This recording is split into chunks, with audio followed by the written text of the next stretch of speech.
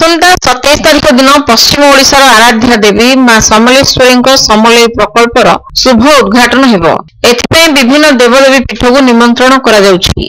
शुक्रवार पूर्वाह्न समलेश्वरी मंदिर पूजक संकीर्तन राय, ट्रस्ट बोर्ड सदस्य संतोष क्रुसेट और संबलपुर जिला संस्कृति अधिकारी फकीर मोहन माझी श्रीमंदिर निकटे पहुंचवा परे सेमानकु जिला सूचना और लोकसंपर्क अधिकारी संतोष कुमार सेठी, जिला संस्कृति अधिकारी हेमंत बेहेरा, जिला कला और संस्कृति संघर उपसभापति बसंत कुमार प्रधान स्वागत करथिले। संकीर्तन दलर प्रदर्शन मध्य सेमानकु स्वागत करा जायतिला। समलेई प्रकल्पर निमंत्रणकारी दलर सदस्य माने देवी विमलांक वरिष्ठ पूजक मानक उपस्थित रे निमंत्रण पत्र प्रदान करा जायतिला।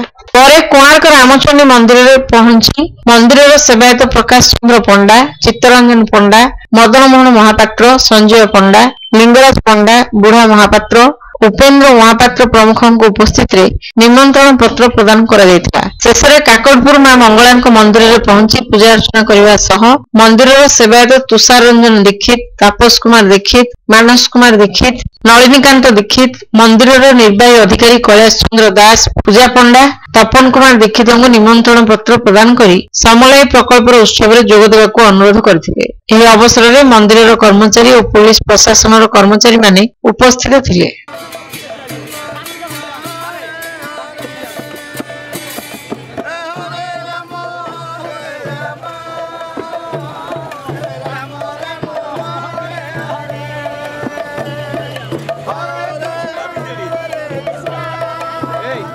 ଡେରି ହେଲାଣି।